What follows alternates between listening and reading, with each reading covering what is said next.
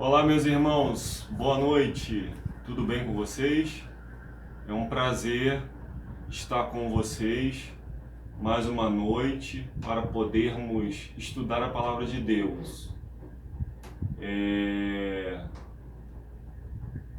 Antes de nós começarmos a estudar, eu quero fazer um pedido a você, que eu sempre faço aqui de costume. Primeiro, agradecer os inscritos do canal, né? A gente torce para que cada vez mais inscritos apareçam, para a honra e glória de Deus, para que o canal de Jesus Cristo cresça, que a mensagem de Deus chegue ao máximo de pessoas possíveis, né? Eu não sei se vocês estão notando, procurem perceber esses vídeos, o de ontem, a partir do de ontem, o de hoje e os que vão vir sucessivamente, a imagem está muito mais nítida, está muito mais clara, tá, do que dos outros vídeos. Isso é o quê? Isso é equipamento que a gente está investindo para que as coisas para Deus melhorem cada vez mais, para que você tenha uma visualização melhor do conteúdo, você consiga enxergar melhor, né, irmãos? A gente já teve um avanço, porque a gente tem nem um mês de canal, e pela graça de Deus a gente já colocou aqui um tripé, né, com Lig Life, né, estamos trabalhando em cima, estudando sobre edição, para editar os vídeos da melhor maneira possível, né? Já está vindo aí, já está sendo preparada a vinheta, ou seja, o canal vai ficar uma bênção. Ele já está sendo, mas vai ficar melhor ainda, tá? Tudo isso para glorificar o nome do Criador. Então, irmãos, para que a gente tenha condições de fazer mais coisas, a gente precisa que vocês nos ajudem. E vocês nos ajudam clicando aí em inscreva-se. Se inscreva no canal, não se esqueça, é muito importante, tá? Senta o dedo no like aí e ativa o sininho e clica lá em personalizado para que você receba todo o conteúdo desse canal. Cada dia nós estamos falando de um assunto diferente. Nós vamos começar hoje uma sequência sobre os 10 mandamentos, muito interessante. Cada dia eu vou estar falando de um mandamento, mas explicando o que significa cada um destes mandamentos, né? Nós vamos estar fazendo um seminário sobre a lei de Deus, né? Mas cada dia nós vamos pontuar um mandamento e explicar detalhadamente, dentro de uma reflexão, né? Não por muito tempo, porque nosso canal é de reflexão, mas nós vamos explicar de uma maneira que fique claro para vocês qual a importância e qual o significado que tem cada mandamento, já que nós precisamos estudar sobre os mandamentos de Deus, ok? Mas vamos orar? Querido Deus e Pai, louvado seja o seu nome, te damos graças pelo dia, pela noite, e te pedimos que o Senhor nos ilumine nessa série que nós vamos começar dos 10 mandamentos, que o Senhor possa abençoar, iluminar, e que aquele que nos ouve, seja homem, seja mulher, irmão, irmã, jovem, possa ser agraciado, abençoado, reavivado pelo conteúdo desse canal. Abençoa-nos em nome de Jesus, amém. E hoje eu já vou começar com o primeiro tema dos 10 mandamentos, né?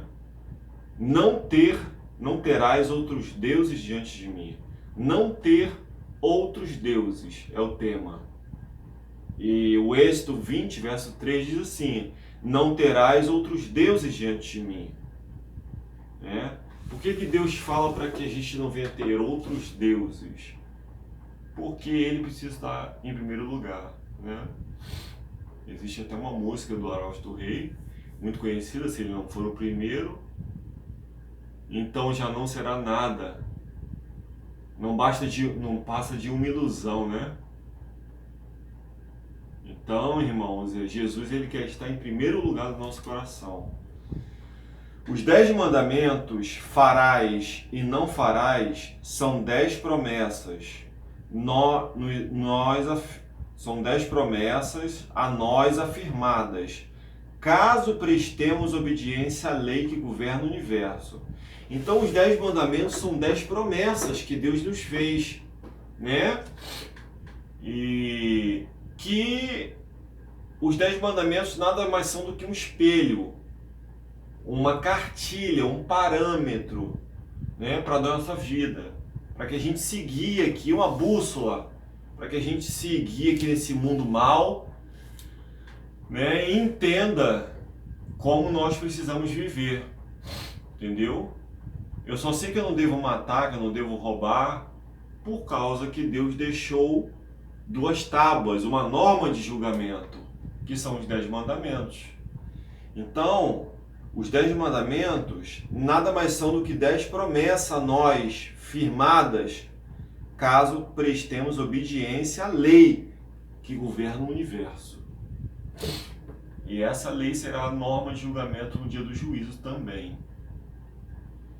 Não há em qualquer parte da Bíblia um preceito moral ordenado que não haja sido escrito com o dedo de Deus em sua santa lei, mas 2 tábuas de pedra.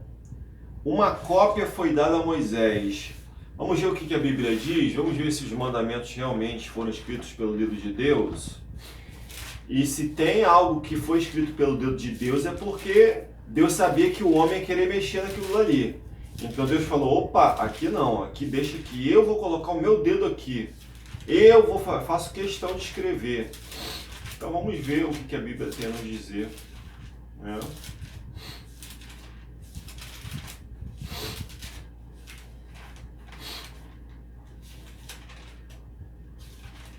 Deixa eu ver aqui.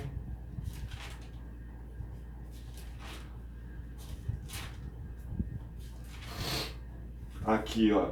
Êxodo 31, verso 18. E deu a Moisés, quando acabou de falar com ele no Monte Sinai, as 2 tábuas do testemunho. Tábuas de pedra, escritas pelo dedo de Deus. Deus fez questão de colocar, de escrever com seus próprios dedos. Ele não deixou no homem. Se tem uma parte da Bíblia em que o homem não toca, é nos mandamentos. Foi Deus que escreveu ali, ó, mandamento por mandamento. Por quê? Porque ele sabia que o homem ia tentar mexer, né? O homem ia criar problemas com os mandamentos de Deus, especificamente com o 4º mandamento, que nós vamos chegar mais à frente nele. Então você já anotou aí, Êxodo 31, 18. Marque aí na sua Bíblia aí. Que os 10 mandamentos foram escritos pelo próprio dedo de Deus. Deus falou, aqui ninguém toca, aqui é eu que escrevo. Muito bem. Aqui, ó, não há em qualquer parte da Bíblia um preceito moral ordenado que não haja sido escrito com o dedo de Deus em sua santa lei, nas 2 tábuas de pedra. Uma cópia foi dada a Moisés no Monte Sinai. Os primeiros 4 mandamentos ordenam o quê? Obediência do homem para com Deus. Os 10 mandamentos é como a cruz do Calvário, né? A cruz do Calvário, vertical e horizontal, né? Então, Deus estava pedindo o quê? Obediência. Os primeiros 4 mandamentos, obediência do homem para com Deus, e os últimos 6, obediência de Deus a Deus para com os homens, horizontal. Entendeu, irmãos? E desses 2 mandamentos, amar a Deus sobre todas as coisas e o próximo como a ti mesmo, desses 2 mandamentos depende toda a lei. Então, assim, essa conversa de que a lei foi abolida, que a lei é coisa do Velho Testamento, irmãos, isso não tem respaldo bíblico, isso não tem apoio bíblico. Entendeu? Porque por que Deus ia fazer questão de escrever com seu próprio dedo 2 tábuas, todos os seus atributos ali, todas as suas ordenanças ali, tudo que está no seu caráter ali, se ele soubesse que iria ser abolido, ou seja, se foi abolido é porque não tem valor mais. Para que Deus ia perder tempo escrevendo aquilo ali? Por que ele não deixou o homem escrever? Então, irmãos, a Bíblia fala da lei de Deus no Velho Testamento e no Novo Testamento, tá bom? Os primeiros 4 mandamentos ordenam ao homem o seu dever de servir o Senhor nosso Deus com todo o coração, com toda a alma e com todo o pensamento e com todas as forças. Isso envolve o homem todo. Requer tão fervente amor, tão intenso que o homem não pode acariciar em seu espírito ou afeições coisa alguma que esteja em rivalidade com Deus. E suas obras apresentarão assinatura celeste. Tudo é secundário à glória de Deus. A glória de Deus está acima de tudo, irmãos. A glória de Deus é o caráter de Deus. E o caráter de Deus está nos 10 mandamentos, que são atributos de seu caráter. Porque Deus, ele é tudo aquilo que está escrito ali. Os 10 mandamentos revelam os atributos do caráter de Deus. A norma do seu julgamento, de juízo, o seu parâmetro, o seu desejo, a sua vontade, que deve ser acariciada e obedecida. Muito bem. Isso envolve o homem todo. Requer tão fervente amor, tão intenso que o homem não pode acariciar em seu espírito ou afeições coisa alguma que esteja em rivalidade com Deus. E suas obras apresentarão assinatura celeste. Nosso Pai Celeste deve ter sempre o primeiro lugar como a alegria e prosperidade, a luz e suficiência de nossa vida e nossa porção para sempre. Então, o primeiro lugar deve ser de quem? De Deus. Ele tem que estar em primeiro lugar. Nada pode tomar o lugar de Deus. Qualquer coisa que venha tomar o lugar de Deus se torna pecado e se torna ofensivo a Deus. Deus tem que ser prioridade na nossa vida, tá? Adorem os homens e sirvam ao Senhor Deus, e a Ele tão somente. Não permitam que se levantem o orgulho egoísta e seja servido como um Deus. Hoje as pessoas querem ser servidas, mas não querem servir. Hoje nós, seres humanos, temos uma inclinação muito grande para idolatrar qualquer tipo de ser. Nós temos uma inclinação à idolatria. Isso vem desde o Egito lá. Se lembram lá quando Moisés estava no Monte Sinai, que o povo falou: Arão, acho que Moisés não volta mais não. Vamos preparar um bezerro aí para a gente adorar aí. Isso está, infelizmente, incutido no nosso DNA. Mas Jesus Cristo quer quebrantar isso. Ele quer arrancar isso da nossa vida. E isso só pode se dar por meio do poder do Espírito Santo. Do sangue de Jesus nos tomando em toda a sua plenitude, nos lavando, nos purificando. Porque nós somos inclinados à idolatria, irmãos. Às vezes você é inclinado a idolatrar uma mulher, às vezes você é inclinado a idolatrar os bens de uma pessoa, um carro, uma roupa. Entendeu, irmãos? Nem Deus quer ser idolatrado. Deus quer ser adorado, reverenciado, santificado. Tá? Então, o diabo trabalha fazendo com que vivamos em idolatria. Que Deus nos ajude, irmãos. Se eu estou falando para alguém que a sua idolatria é o dinheiro, a sua idolatria é a promiscuidade, é uma bela casa. Não estou falando que é pecado ter uma bela casa, é um belo carro, uma pessoa que só vive em função de ganhar dinheiro, de viver no sistema, de trabalhar, de se acabar, de viver em função disso. Cuidado, irmãos, porque Mamon está aí. Então, existe um ditado, e esse ditado ele é muito propício pelo tempo que nós estamos vivendo, até porque a gente está vivendo nos últimos dias da história desse mundo, que diz o seguinte: o pouco com Deus é muito, e o muito sem Deus é nada. Eu não estou falando que ser rico é pecado, nada disso. Eu não estou falando que você não tem que estudar, que você não tem que trabalhar, eu não estou falando nada disso. O que eu estou falando é que assim, que nós devemos aprender a estar contente com muito ou com pouco. Paulo diz: aprendi a estar contente nos momentos bons e nos momentos ruins.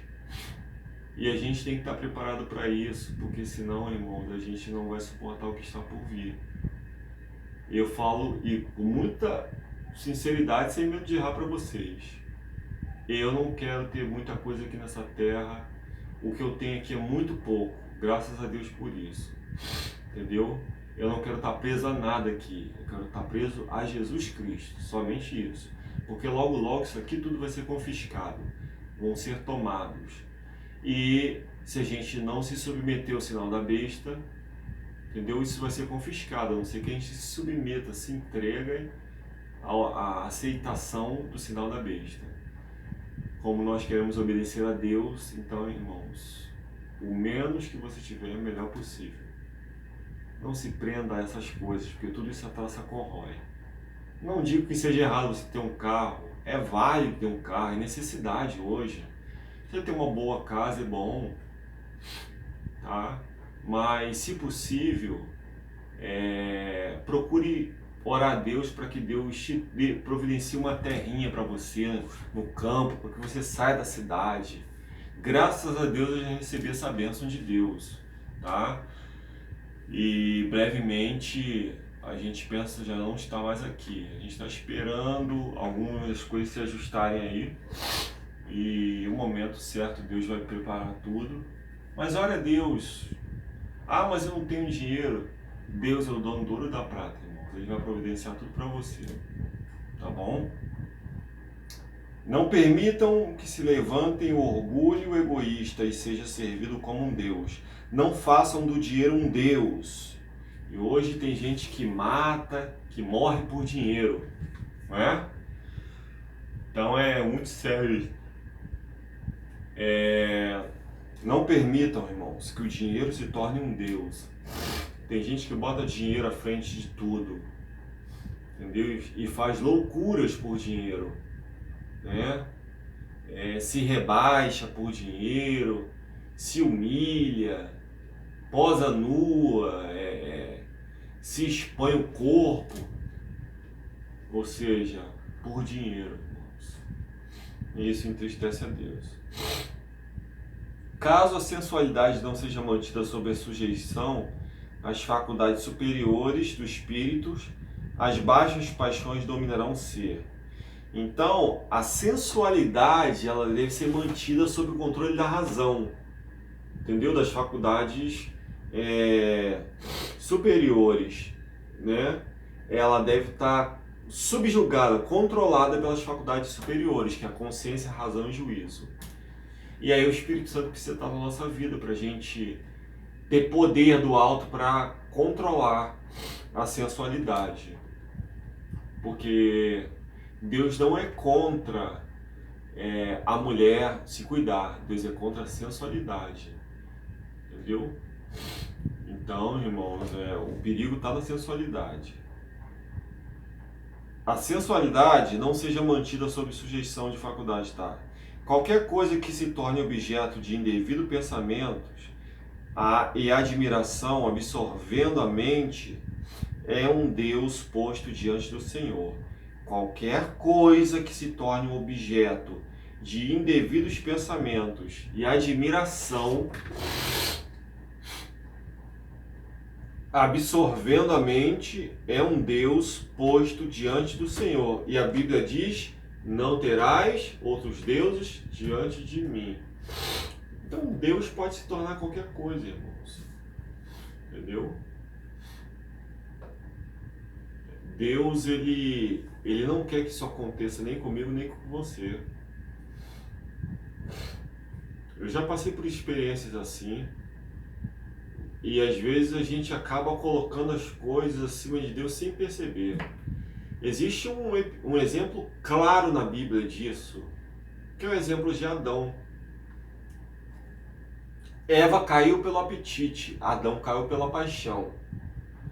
A paixão que Adão tinha por Eva era maior do que o amor que ele tinha por Deus. Porque quando Adão, antes de comer o fruto, olhou para Eva, a paixão falou no seu ouvido: Adão, olha como essa mulher é linda. Como você poderá viver sem essa mulher? Porque Satanás ele teve que derrubar as 5 avenidas da alma para derrubar Eva e Adão. Consciência, razão, juízo, apetites e paixões. Consciência, razão e juízo dominavam apetites e paixões. Porque consciência, razão e juízo eram faculdades superiores. Antes do pecado, eles eram perfeitos. E apetites e paixões inferiores. Então, quando ele come do fruto, ou seja, ele come consciente. Eva foi enganada, mas Adão pecou consciente. Por quê? Porque o amor dele foi tão grande que ele não acreditou que Deus poderia fazer ou dar uma mulher muito maior, muito mais bonita, muito mais formosa, muito mais especial do que Eva, entendeu? E que ainda assim Jesus viria morrer somente por ela. Ele falou: como que eu posso viver sem essa mulher? Talvez eu esteja falando para alguém nesta noite que esteja pensando: mas como que eu posso viver sem isso? Como que eu posso viver sem aquilo? Irmãos, nós podemos viver sem tudo que há nessa terra nós podemos viver sem. Só não podemos viver sem Deus. Sem Deus não tem como. Não existe essa possibilidade. A não ser que você queira ser ceifado, ir para o buraco, viver na rua da amargura. Viver sem Deus hoje é um risco de vida. É um risco de vida, irmãos. Porque o que o diabo está ceifando de vida aí, porque ele não quer sozinho para o inferno, ele não quer morrer sozinho, ele quer levar o máximo de pessoas com ele. Então, irmãos, sirva a Deus com lealdade. Jeová, o ser eterno, existente por si mesmo, incriado, sendo o originador e mantenedor de todas as coisas, é o único que tem direito à reverência e cultos supremos. Ele é o único que deve ser o quê? Adorado, exaltado, enaltecido, o único. Não existe outro Deus, não existe Buda, não existe Maomé, não existe Maitreya. O que existe é Jesus Cristo, irmãos. É o Deus Todo-Poderoso e este tem poder. Porque ele é um Deus vivo, é um Deus que pleiteia por nós, que luta pela nossa salvação, que mantém o universo. Deus é mantenedor. Seu Filho é o Criador, né? E o Espírito Santo é o Consolador. Ou seja, um elaborou o plano da salvação, o outro executou, e o terceiro, que é o Espírito Santo, nos leva a experimentar os benefícios do plano da salvação. Entendeu? Então, cada um tem uma função, mas eles trabalham pela nossa salvação. E principalmente para que somente Deus seja adorado. Jeová, o ser eterno, existente por si mesmo, sendo originador e mantenedor de todas as coisas, é o único que tem direito à reverência e cultos supremos. Proíbe-se ao homem conferir a qualquer outro objeto primeiro lugar nas suas afeições ou serviço. O que quer que acariciemos que tenha diminuído nosso amor para com Deus, ou se incompatibilize com o culto a Ele devido, disso fazemos um Deus. Então nada pode tomar o lugar de Deus. Tudo tem que estar, Deus tem que estar acima de tudo e de todos. Ele é supremo. Ele está no controle de tudo. Ele está acima da minha vida, no controle da minha vida. Eu não pertenço a mim mesmo, eu pertenço a Ele. Então não permita, irmãos, que nada nesse mundo terreno que a traça vai corroer se torne um Deus na sua vida. Mas que Deus não seja secundário na sua vida, mas seja primário. Que Deus seja tudo em você. Que Deus domine a sua vida, a sua mente. Que Deus reine no seu lar. É esse o desejo dele. Vamos orar? Querido Deus e Pai que está nos céus, louvado seja o teu nome pelos momentos que aqui passamos, estudando sobre a importância, Senhor, de exaltar o teu nome e de ter ciência de que não haverá e não deve ter outros deuses a não ser o Senhor.